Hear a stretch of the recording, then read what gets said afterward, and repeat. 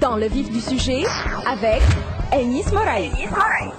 Dans le vif du sujet avec Anis Moraï tous les mercredis matins à partir de 8h. Ce matin, on a choisi de traiter 3 sujets, n'est-ce pas Anis? On va commencer avec l'affaire Barek Tessahel et puis on va enchaîner avec le porte-parole et l'attaché de presse du ministère du Commerce pour parler des préparatifs du mois de Ramadan.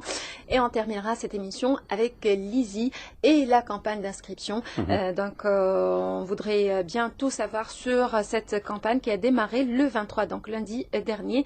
Et on démarre avec le projet de la loi sur le règlement de l'affaire de Barek Tessahel qui a été adopté le 13 juin. La loi portant justement sur le règlement de la situation des militaires lésés par l'affaire de Barek Tessahel a été adoptée vendredi 13 juin 2014 avec 111 voix. Et avec nous ce matin, le colonel Monsef Zorlemi. Bonjour et bienvenue sur les ondes d'RTCI. Merci d'avoir accepté notre invitation. Bonjour, je vous remercie de m'avoir invité. Alors, Anis, là je voudrais commencer avec une première question. Pourquoi l'affaire Barek Tessahel et surtout ce projet de loi a mis autant de temps pour être voté? Alors, la question de Barek Tessahel est une situation, j'oserais dire, macabre qu'a connue certaines franges de l'armée nationale en 91, suite ce que je peux appeler une paranoïa politique par le déchu Ben Ali, qui a étêté le ministère de la Défense, qui a étêté des valeureux militaires de haut gradé de l'administration militaire pour des considérations purement politiques, en leur faisant endosser la responsabilité d'un complot, d'un simulacre, de complot imaginaire.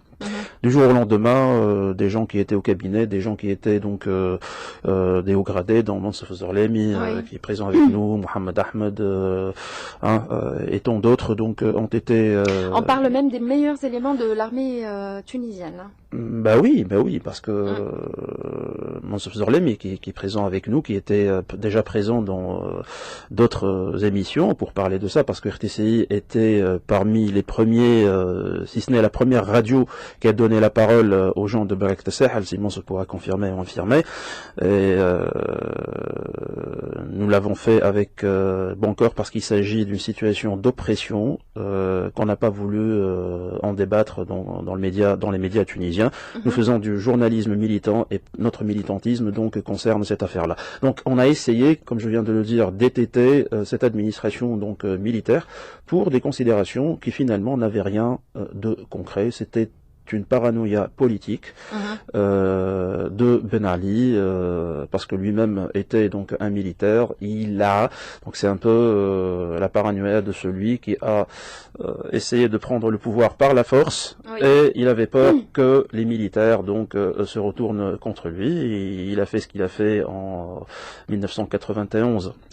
En essayant de faire porter le chapeau à ces militaires-là. 244 personnes ont été ont vu leur vie complètement détruite. Certains sont morts, certains ont été torturés, tous ont été torturés. Et puis en 2011, lorsque la loi sur l'amnistie générale est venue, ces gens-là n'ont pas intégré le champ d'application de cette loi. Pour une raison très simple.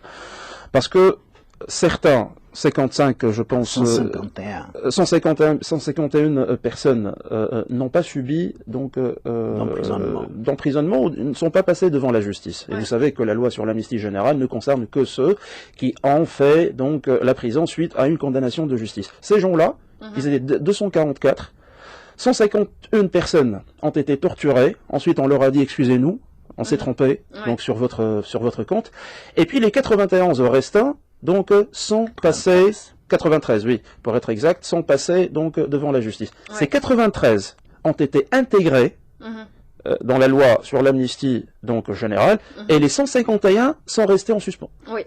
Alors, on va essayer de mettre un peu notre sujet dans son cadre, Anis. Peut-être les auditeurs, ils vont se demander, mais pourquoi on parle aujourd'hui de l'affaire de Balek Sahel? Tout simplement parce qu'aujourd'hui, on célèbre la journée de la déclaration et le programme d'action de Vienne, une déclaration des droits de l'homme adoptée par consensus lors de la conférence mondiale sur les droits de l'homme. Et à cette occasion, le Haut Commissariat des Nations Unies aux droits de l'homme a été créé par l'admission de cette déclaration à l'Assemblée générale des Nations Unies, mais également demain, on célèbre la journée internationale contre la torture. Donc, on a tous une idée sur ce qui s'est passé justement lors de cette affaire et des interrogatoires concernant l'affaire Balek Sahel. Je voudrais m'adresser à vous, colonel Mosf Zorlemi. Cette loi qui vient d'être adoptée, donc, elle consiste en quoi exactement? La loi numéro 24 qui a été votée le vendredi 13 juin dernier, au courant, disons, va permettre de rassembler les 244 dans un seul paquet. Parce que auparavant, il y avait les 93, comme l'a dit Sianis, qui ont fait l'objet de décisions de justice, qui ont été emprisonnés, qui ont vu leur situation régularisée en application de la loi d'amnistie, et les 151 autres victimes qui relativement n'avaient été aux yeux du pouvoir déchu moins coupables, voyaient leur situation stagner sans espoir de régularisation. Le ministre actuel a donc fait l'effort nécessaire pour replacer cette situation dans un bloc unique qui permet aux militaires, aux 244, de voir le bout du tunnel. C'est-à-dire, ces gens-là vont voir leur situation régularisée au niveau de la reconstruction de carrière, essentiellement. Et puis, il y aura une cérémonie qui va les réhabiliter. Solennelle. C'est l'essentiel.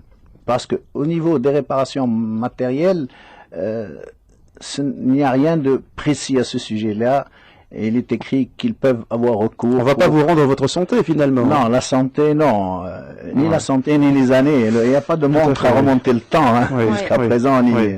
Donc, l'essentiel, c'est que nous soyons, qu'il y ait une soudure entre les générations qui ont souffert et ceux qui sont actuellement sous les drapeaux ou qui sont en activité. Parce qu'il y a une coupure, il y a un mur psychologique qu'il faudrait ressouder.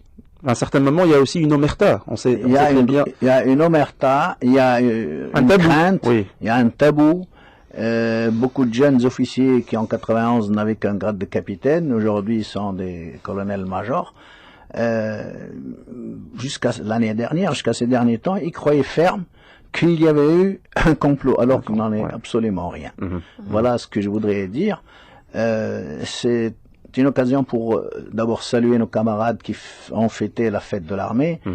Cette année, c'était le 19 en raison du déplacement du président de la République, chef suprême des forces armées. Nous avons été invités et nous sommes très sensibles à cette invitation. C'est important pour nous parce que on a revu certains de nos camarades et c'était beaucoup d'effusion et de sentiments sincères. Et ça, c'est le début de la thérapie collective qui va nous permettre de retrouver la santé. Justement, mon colonel, la question qui se pose après 3 ans, je dirais 3 ans et demi après la Révolution, un peu moins, 3 ans et demi, comment vous expliquez qu'un ministre technocrate arrive à proposer cette loi-là alors que les gouvernements, soi-disant légitimes, qui sont sortis des urnes, ne vous ont pas donné gain de cause? La raison est simple.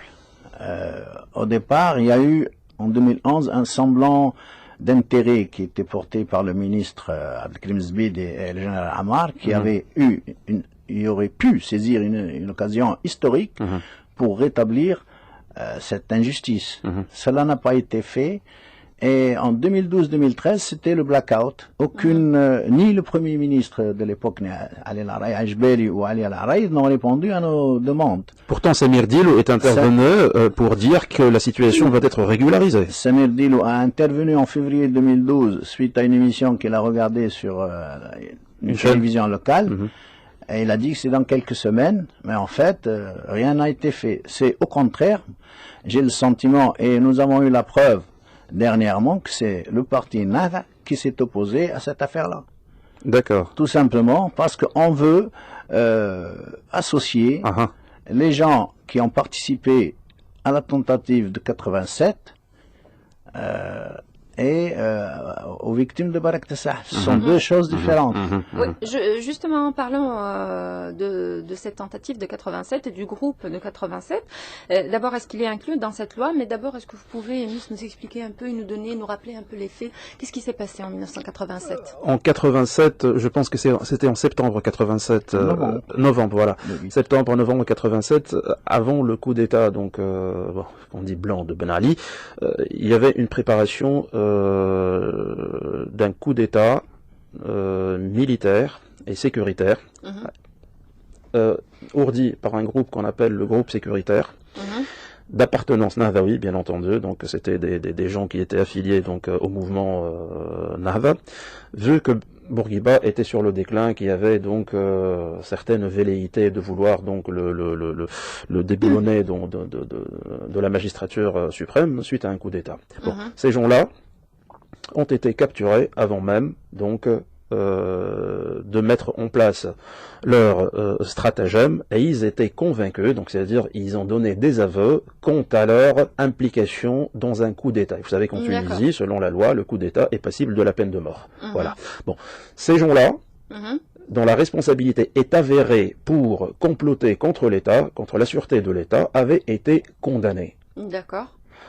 Ils ont purgé des peines de prison. Ils ont purgé des peines de prison. Certains ont été relaxés, certains même après ont été utilisés par Ben Ali comme des gouverneurs. Il y avait donc une kyrielle, une myriade de situations. Le mouvement Nahda, qu'est-ce qu'il a voulu faire avec la question de Barak Tassah? Il s'était dit, écoutez, vous savez, il y a le sectarisme de ce parti-là. Pourquoi ne pas mettre tout le monde dans un même paquet? Et comme ça, on va réhabiliter le groupe sécuritaire. D'accord. Donc je vais monnayer un peu ce dédommagement qui concerne l'affaire Barak Tassah, en demandant à ce que le groupe sécuritaire soit considéré comme victime. D'accord. Comme victime de Ben Ali. Donc, et réellement, ils n'ont rien fait. C'était ça pour blanchir un peu donc le groupe sécuritaire, alors que sa responsabilité était avérée. Et c'est ce qu'il fait, en revenant donc, j'ai très bien suivi ce qui s'est passé entre le 12 et le 13 juin, lors du vote de cette loi de dédommagement des affaires de Barak Tassah, et qu'on a essayé, Simon Sofzorlem, de changer le nom. Oui. Ce n'est plus le projet de loi de dédommagement des victimes de Barak Tassah. Non. C'est dédommagement de victimes de Barak Tassah et du groupe sécuritaire de 1987. On a essayé de faire ça, on a essayé de tergiverser, et si ce n'était l'abnégation de l'association Ansaf, de ceux de Barak Tassah, qui n'ont pas accepté que ce groupe-là, et aussi le ministre de Défense, oui, et aussi le ministre de Défense qui a dit non, ce projet de loi-là, à contrario de ce que voulait Nahda et ses satellites, ne concernera que les victimes de Barak Tassah et non pas du groupe sécuritaire qui était responsable d'un coup d'État quand même. Ouais. Voilà. Est-ce que vous pouvez nous raconter, colonel Mansour-Zorlem, qu'est-ce qui s'est passé le 12 et le 13 juin avant l'annonce du vote? La séance a débuté le jeudi à 15h et a duré jusqu'à pratiquement 20h30. Le quorum n'était pas acquis, peu de députés étaient Il fallait présents. 109 pour passer là. Il y avait 70 puis 80, mais en fait on a assisté à des mouvements extrêmement pénibles de voir des députés s'en aller, dire ou recevoir des SMS comme quoi la séance est reportée, ensuite non, on va la faire, etc. C'était le souk. C'était le souk, c'est le cas de le dire. Notre ministre de la Défense est resté, il est sorti puis il est revenu, avec beaucoup de patience, et puis finalement, la présidente avait annoncé le report de la séance pour vendredi matin. La présidente de la plénière, donc. La plénière, oui. La première vice-présidente du... Et le lendemain, donc on a recommencé, et ça a duré de 9h30, 10h jusqu'à pratiquement 13h ou 12h40. Est-ce qu'il y avait un marchandage, Simon Sof? Les gens de Nahda, certains députés, je ne veux pas citer les noms, mais défendaient avec, comment on dit, acharnement, les gens de 87. C'était des victimes pour eux, alors que on ne peut pas faire l'amalgame. Ils peuvent bénéficier de réparations au niveau de la justice transitionnelle. En tant que citoyens, même s'ils ont fait des fautes, et ils peuvent bénéficier, ils ont le droit au travail, à la santé, à l'éducation, comme tous les citoyens. Mais de là à être assimilés aux officiers de l'armée qui ont été arrêtés pour des raisons imaginaires, qui ont été torturés, qui ont été expulsés de l'armée et qui ont souffert, les mettre sur le même plateau de la balance, c'est inacceptable. Et ce qui est regrettable, c'est que certains députés ont osé dire je retire ma proposition avec amertume, quoi, comme si ils rendaient service aux gens de Barak Tessah. Oui, ça c'est inacceptable. On ne peut pas être député sans avoir un minimum de dignité et de respect pour les gens. Ce n'est pas comme ça que on va pour la peine des gens, pour la peine, la douleur des gens. Nous ne disons pas que les gens de 87 n'ont pas souffert, mais nous, en tant qu'officiers, nous ne sommes pas des politiciens, nous sommes apolitiques, nous n'avons pas de syndicats, nous n'avons rien du tout, et personne ne nous défend. Ni l'armée ne nous a défendus. L'armée, il n'y a pas de syndicat dans l'armée, personne ne nous a défendus. Le primat du politique sur le militaire est un constat permanent, alors que ceux qui ont été impliqués avec NAL bénéficient de l'aide, de l'argent, du soutien de NAL. Pour ma part, on nous a invités en 2011 à s'associer au parti NAL pour bénéficier de l'expérience, de l'argent, des avocats, etc. Nous avons refusé parce que nous sommes apolitiques et nous le resterons toujours fidèles à la nation. D'accord. Voilà, donc il faut le rappeler aussi que le vote a été fait avec 111 voix. Donc, la loi a été adoptée avec 111 voix. C'est tout. Pas de contre. Voilà, pas de contre ni abstention. Est-ce que vous pouvez nous décrire votre sentiment en ce moment-là, lors de l'annonce du vote? Qu'est-ce que vous avez ressenti? Sincèrement, c'est la lumière au bout du tunnel. Bien sûr, il y a encore une étape qui va venir, parce que c'est bien d'avoir obtenu gain de cause, mais il y a encore du travail à faire. Mais nous avons beaucoup de respect, nous avons confiance en notre ministère, nous avons toujours été fidèles au ministère de la Défense, à l'institution. Les chefs qui y passent ne sont pas tous, disons, conscients de notre malheur. Mais M. Razi Zribi mérite tout notre respect et nous le respecterons éternellement parce que ce qu'il a fait est historique. Oui. Comme vous dites, il nous reste du travail à faire. Est-ce que cette loi ne vous redonne pas tous vos droits? Non, pas tous nos droits, pas tout à fait.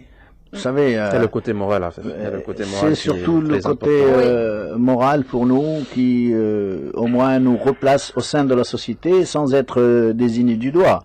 Parce qu'à un certain moment, en fait, il faut le rappeler, excusez-moi du terme, c'est monstre, ces gens-là de Barak Tessah étaient considérés comme des galeux, entre guillemets. Des gens qu'on ne doit pas ni parler avec eux, ni correspondre avec eux, ni durant 20 ans. Jusqu'à 2011, c'était des gens qui devaient être, ils étaient mis en quarantaine dans la société. Ils étaient dans la société, mais mis en quarantaine dans cette société-là, parce que ils avaient soi-disant ourdi, donc un complot contre l'État. Et c'est ce qui fait que le côté financier, comme l'a dit, le côté de la santé, c'est des gens qui, beaucoup sont morts. Beaucoup ont des AVC, beaucoup sont passés par des moments difficiles parce qu'à un certain moment, ils n'avaient pas la possibilité même de subvenir aux besoins de leur famille. Il y a le côté moral qui prime. D'ailleurs, l'une des je dirais, des manifestations de ce côté moral, c'était cette cérémonie que vous attendez pour porter votre tenue militaire. Et Simon, sauf tout à l'heure, me disait qu'il avait les larmes aux yeux lorsqu'il est parti faire l'essayage. Donc c'est très émouvant. Mais moi, mes questions, c'est par rapport à la justice transitionnelle. Est-ce que vous allez saisir l'instance de dignité et de vérité, et de dignité? Nous allons saisir cette instance, mais il y a auparavant le tribunal militaire qui n'a pas encore traité tous les dossiers qui ont été déposés. Nous avons plus de 62 actuellement, au total 89 qui sont déposés auprès du tribunal militaire. Et le juge instructeur n'a pas encore convoqué les victimes. Il y a une lenteur, Cela dure depuis combien de temps? Ça fait maintenant, depuis qu'on a commencé, depuis 2011, il n'y a que 17 qui ont été traités, appartenant à Barak Sahel, et 7 autres n'appartenant pas à Barak Sahel, mais qui ont été tous classés dans la même catégorie.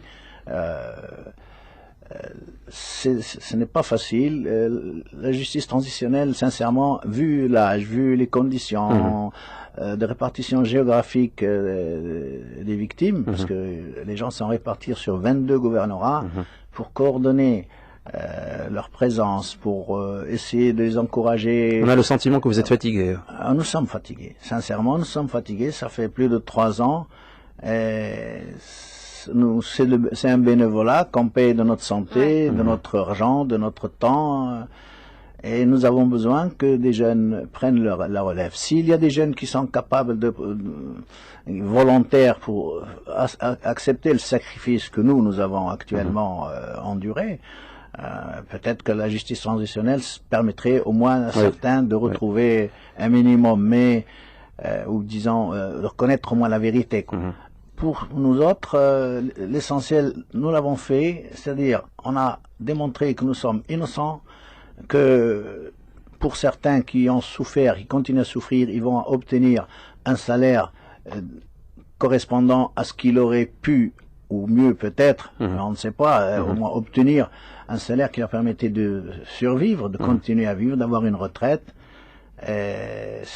d'achever une vie honorable en étant réintégrés dans la société comme citoyens honnêtes, non pas des comploteurs. Oui, et j'espère que les manuels d'histoire prendront la relève parce que c'est très important aussi. Oui, à cet effet, je souhaiterais que l'affaire de Barak Sahel soit enseignée dans les écoles militaires, dans les écoles de droit, les facultés, que l'on fasse des débats, que le film que nous avons réalisé avec le programme des Nations Unies pour le développement soit diffusé, et nous allons le diffuser le 26 juin, la journée de la lutte contre la torture. Oui, demain. Demain, Inch'Allah. Pour que les choses ne se répètent pas. Nous n'avons ni haine ni rancune pour ceux qui nous ont torturés. Il y a une vérité qu'on devrait savoir. Pourquoi nous avons été arrêtés? Qu'est-ce qu'on a fait? Parce que jusqu'à maintenant, vous ne savez pas présent, pourquoi vous avez été... Jusqu'à présent, et vous ne connaissez pas aussi l'instigateur? On ne connaît pas. Personne n'a voulu répondre. Nous avons eu beaucoup de respect pour M. Ganzouri quand il a dit qui s'est exclu, qui demandait pardon devant le tribunal militaire. Mais le ministre de l'Intérieur et en particulier les chefs d'état-major, qui étaient Abdel Khalel, n'a pas reconnu Mohamed Ahmed alors qu'il le connaissait. D'une part, il aurait pu au moins dévoiler une partie de la vérité. D'une part. D'autre part, les chefs militaires qui étaient censés nous défendre, qui avaient la possibilité de nous défendre, parce qu'ils savaient à chaque instant où nous étions, ils auraient pu dire non à Ben Ali, attendez, nous avons le tribunal militaire au cas où on trouverait quelque chose. Ils n'ont rien dit, ils n'ont servi que de fourgon postal pour nous emmener au ministère de l'Intérieur. C'est ça qui fait mal. Et lorsque le juge instructeur les a entendus, à la demande des avocats de Abdel Khalel et de Ganzoui, et à la demande de nos avocats, ils ont fait des déclarations, pour du moins ceux que je connais, des déclarations mensongères. C'est un parjure. Le juge d'instruction, pourquoi nous a-t-il pas convoqué pour qu'il y ait confrontation? Parce que dire que Colonel Zorlemi était en congé de maladie ce jour-là, Colonel Haji aussi, Colonel Mohamed s'est rendu de lui-même au ministère de l'Intérieur, comme s'il avait, c'était une promenade de santé là où il allait. C'est inacceptable. Ce genre de réponse nous blesse. S'il avait dit la vérité, je pourrais pardonner. Mais ces gens-là, ceux qui sont censés nous protéger, nous ont pas protégés, nous ont abandonnés. Il ne faut pas que ça se répète pour les militaires qui sont actuellement sous le drapeau, ou ceux qui seront nos enfants et nos petits-enfants qui iront défendre les armes à la main le pays, ne soient pas traités de la même façon. Il faut qu'on tire les enseignements de cette tragédie. C'est un dossier très important, Rafef, qui va atterrir, je suppose, sur le bureau de l'instance de vérité et de dignité de Madame Bensedrine. On va voir le jour où vous saisirait donc cette instance-là, la crédibilité de cette instance, avec donc ce dossier très important sur lequel on doit connaître toute la lumière, ramener ces gens-là pour comprendre un peu notre histoire, ce qui s'est passé réellement à Barak el-Sahel, ne pas laisser ces gens-là comme ça, parce que le dédommagement physique, matériel, ne correspond en rien au malheur et, je dirais, à la souffrance que ces gens ont vécu durant toutes ces années. Voilà. On vous remercie. Merci beaucoup, colonel Mossef Zorlem. Vous êtes, je rappelle, l'une des victimes de l'affaire de Barak el-Sahel de 1991. On vous remercie. Merci d'avoir accepté notre invitation. Et puis, on va le rappeler encore une fois, le film Affaire Barak el-Sahel sera diffusé demain dans plusieurs gouvernorats, dans des salles de cinéma à l'occasion de la journée internationale contre la torture. Oui, oui, nous allons le diffuser dans une dizaine de gouvernorats. Ici à Tunis, ce sera fait en collaboration avec l'Organisation mondiale contre la torture. Oui. Et dans d'autres gouvernorats aussi, ce serait une occasion à toutes les victimes de la torture, pas uniquement ceux de Barak el-Sahel, d'y assister. Et comme vous a fait la remarque Anis Mouraï, on ne sait pas pourquoi. D'ailleurs, le film se termine par la question. Pourquoi? Voilà. On attend toujours une réponse à cette question. On va marquer une courte pause musicale et puis on se retrouve après pour la deuxième partie, le deuxième sujet pour aujourd'hui. Dans le vif du sujet, avec Anis Mouraï.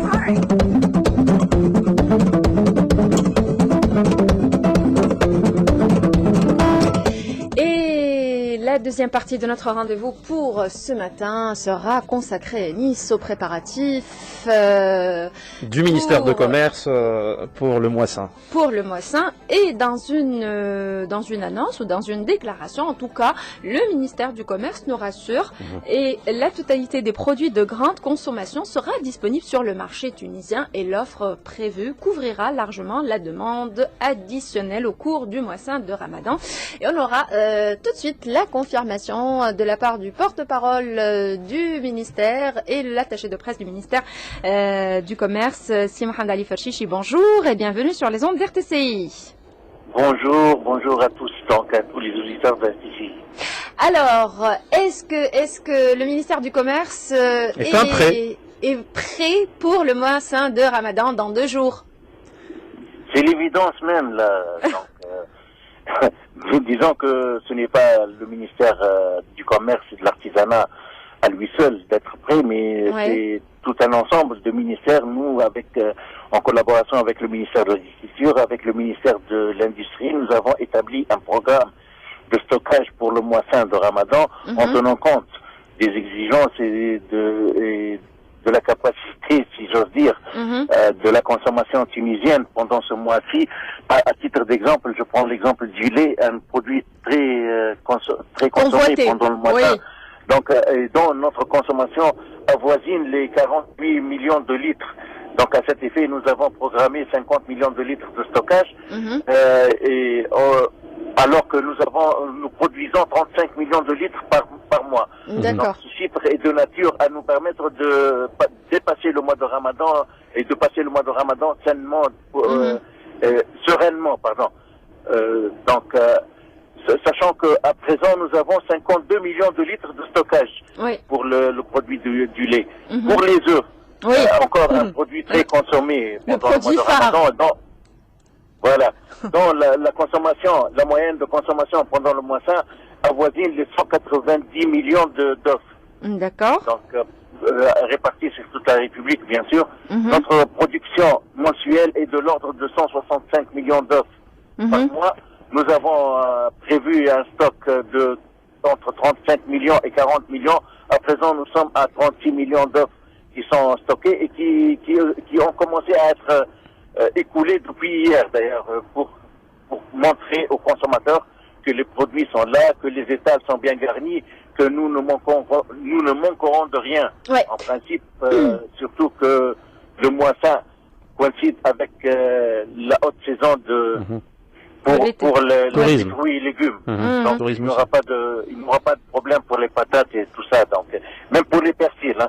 Parce que d'habitude, le début du mois de Ramadan coïncide avec avec une pénurie de persil.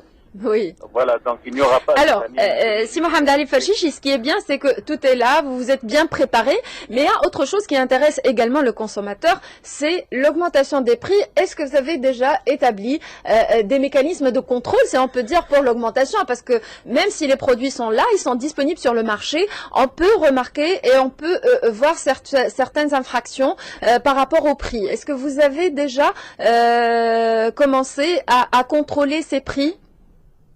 En effet, d'ailleurs, je vais sériner le même mot, c'est-à-dire c'est l'évidence même.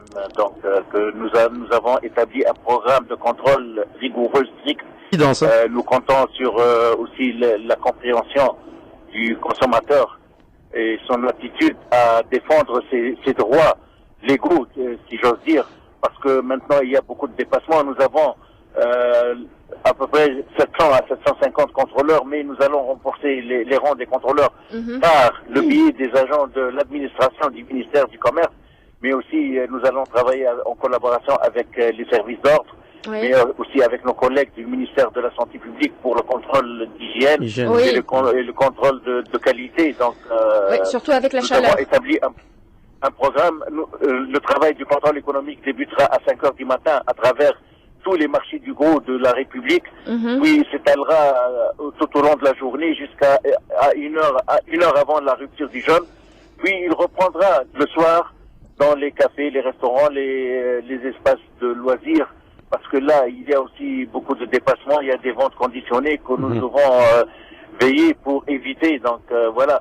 Mais je rappelle aux gens, et aux consommateurs et à tous les citoyens tunisiens qu'il y a un numéro vert et qu'à chaque fois qu'ils constatent une irrégularité, ils peuvent appeler le 80 100 191. C'est un numéro opérationnel. Je vous rappelle que Madame la ministre du Commerce s'est enquérée elle-même de la santé de ce numéro en l'appelant en tant que citoyenne. Donc pour voir s'il fonctionne ou s'il ne fonctionne pas. Donc on va rappeler le numéro, c'est le 80, c'est le 80 191. D'accord, 191. Voilà. C'est ça. Si Mohamed Ali, quand vous venez de le dire, et nous l'avons constaté ces derniers jours, notamment sur les réseaux sociaux, à travers des prix pour le mois exorbitant. Au-delà de l'exorbitant pour des cafés qui sont censés être connus, alors que nous connaissons réellement qu'il existe donc des catégories de cafés avec une législation bien particulière, une réglementation bien particulière. La question qui se pose actuellement, c'est Mohamed Ali, les gens n'acceptent plus qu'ils soient contrôlés par ces contrôles économiques. C'est-à-dire, est-ce que vous allez de concert avec le ministère de l'Intérieur faire des, je dirais, des contrôles conjoints avec les agents du ministère de l'Intérieur et le ministère... Oui, bien sûr. Oui. Bien sûr que ce sera le cas. Ça sera le cas. Donc, il sera pas uniquement donc les agents du contrôle du ministère de Commerce. Il y aura aussi donc des agents civils pour essayer d'endiguer ce phénomène, surtout au mois de Ramadan, avec, vous venez de le dire, la vente conditionnée, le délit de faciès aussi, hein, parce que parfois on ne vous accepte pas dans un endroit aussi. L'autre question, c'est le prix pour entrer, c'est-à-dire le ticket, alors que il est interdit pour ces gens-là d'accepter les gens sur la base donc d'un prix à payer. Comment vous allez faire pour réellement endiguer ce phénomène, parce que ça ne sera pas très facile pour le faire, la vérité. Ce ne sera pas facile, certes, mais ce n'est pas facile aussi dans tous les domaines. Il faut composer avec, il faut savoir faire valoir les textes de la loi. Et comme vous le disiez, nous serons accompagnés par nos collègues du ministère de l'Intérieur. Nous allons veiller, vous allez voir qu'il va y avoir des résultats et des résultats probants tout au cours du mois de Ramadan en ce qui concerne tous ces dépassements indigne de la Tunisie, sincèrement. Tout à fait. D'autant plus, Rafef, qu'il faut le mentionner, il ne faut pas uniquement se baser sur les travaux du ministère de Commerce, parce que le ministère de Commerce, le ministère de l'Intérieur font ce qu'ils ont à faire, mais il y a aussi le citoyen qui doit prendre ses responsabilités, il y a le citoyen qui doit boycotter certains de ces commerces qui ne lui donnent pas réellement ses droits, ou qui l'arnaquent, j'utiliserai même le terme arnaque, avec ses prix non affichés, mais pour pourtant demandé. On vous remercie beaucoup, c'est Mohamed Ali, d'être intervenu avec nous et on espère qu'on fera le bilan une fois le mois saint. Donc voilà. Merci beaucoup. Bonne Ramadan journée. Mabrouk, au revoir. Et à très bientôt. Au revoir. Au revoir. Alors, on va s'attaquer directement à Nice, puisqu'il nous reste que 13 minutes dans le vif du sujet, prendra bientôt fin. On va s'attaquer à notre troisième sujet et le démarrage de la campagne d'inscription pour les prochaines élections. Donc, les citoyens de plus de 18 ans désireux d'exercer leur droit de vote aux futures élections peuvent d'ores et déjà s'inscrire sur les listes des électeurs depuis le 23 juin. Depuis le 23 juin, une campagne d'inscription qui va durer un mois, donc du 23 juin au 22 juillet. Voilà, donc la durée, donc au-delà de cette durée-là, on ne peut plus s'inscrire. D'accord. C'est ce qui est très intéressant, c'est ce qu'il faut donc dire à nos concitoyens, à nos auditeurs, à nos auditrices. Passer le délai du 22 juillet, on ne peut plus s'inscrire. Mais est-ce qu'on ne peut pas faire quelques exceptions? Non. C'est fini, on ferme donc les inscriptions après un mois. Un mois, c'est le délai indiqué dans la loi électorale. D'accord. C'est pour cela qu'il faut aller s'inscrire, si vous ne l'avez pas fait durant les élections de 2011. Oui. Si vous l'avez fait on est déjà inscrit. On est déjà inscrit. Vous pouvez donc appeler, vous faites étoile 195 étoile, le numéro de la carte d'identité, dièse. D'accord. Donc étoile 195 étoile, le numéro de la carte d'identité, dièse, si bien entendu la carte d'identité, c'est-à-dire celle avec laquelle vous avez eu votre puce. Bah oui, c'est normal. Non, c'est pas normal. Ah, d'accord. C'est pas normal. Oui. Voilà. Donc parfois, vous êtes intelligente aujourd'hui. Non, je croyais que je allais dire, c'est si vous n'avez pas changé de carte d'identité. Voilà. Pour changer de, voilà. Heureusement, vous n'êtes pas blonde. Donc, pour changer de bureau, c'est-à-dire, vous pouvez être donc dans un endroit et vous voulez changer donc dans un autre, vous pouvez, je dis n'importe quoi, vous êtes à Tunis, vous êtes allé donc à Gasserine. Là, vous voulez changer de bureau de vote. Là, vous composez donc étoile 195 étoile. Oui. La carte d'identité, le numéro, un code donc qui vous sera donné si vous appelez le 1840. C'est un centre d'appel qui a été mis par l'ISI, ou vous entrez directement donc sur le site www.easy.tn afin donc de connaître le nouveau code donc de votre bureau. Ouais. Et comme ça, vous pouvez donc vous enregistrer dans un autre bureau que celui dans lequel vous êtes enregistré auparavant. Juste, je voudrais dire, Rafef, un truc très important. Depuis quelque temps, je suis en train de remarquer, vous l'avez sûrement remarqué, donc que certains citoyens disent « je ne vais pas voter, je ne vais pas m'inscrire, je ne veux pas voter, je ne veux pas m'inscrire parce que je suis déçu de la politique ». D'accord. Il faut rappeler quelque chose de très important, de fondamental, que d'abord vous êtes en train d'exercer un droit constitutionnel. Et il ne faut pas uniquement regarder, comme on dit en arabe, jusqu'à votre nez. Non, il y a encore mieux. Pourquoi? Parce que si vous n'allez pas voter, vous allez donner votre voix réellement à celui que vous ne voulez pas qu'il accède au pouvoir. D'accord. C'est clair? Oui. Si vous n'allez pas voter, c'est que vous avez laissé celui que vous n'appréciez pas, ou celui dans lequel vous ne reconnaissez pas, ni dans le programme, ni dans le modèle sociétal, passer donc et être majoritaire dans l'Assemblée des représentants du peuple. De deux, réellement, si vous ne votez pas, vous attendez à quoi? Que les choses changent? Non. Si les choses ne vont pas changer, si vous êtes sûr que les choses ne vont pas changer actuellement, ça ne vaut pas la peine de se dire que ça va changer énormément pour mes enfants. Ça aussi. Il faut se mettre dans la tête que voter est un acte citoyen. Vous pouvez voter utile, vous pouvez voter ce que vous voulez, mais allez voter pour exercer. Faites-le pour la patrie. Faites-le pour la Tunisie. Ne laissez pas les politiques donc noircir votre avenir et votre horizon. Il faut aller voter. Et je dirais même plus. Même si aujourd'hui, à l'instant T, vous n'êtes pas convaincu d'aller voter, allez réserver votre place durant ce mois-ci d'inscription. Ensuite, faites-vous une idée.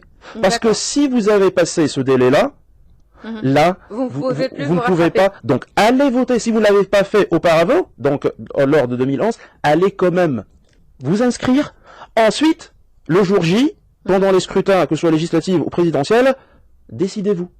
D'ici là, beaucoup de choses auront changé. D'ici là, peut-être que vous allez voir l'espoir, mais inscrivez-vous, c'est un acte citoyen. Et n'oubliez pas, lorsque vous ne vous inscrivez pas, lorsque vous n'allez pas voter, ce sont les forces radicales qui accéderont au pouvoir. Et n'oubliez pas, ça fait un mois auparavant, lors des élections européennes, on a vu en France la montée du Front National.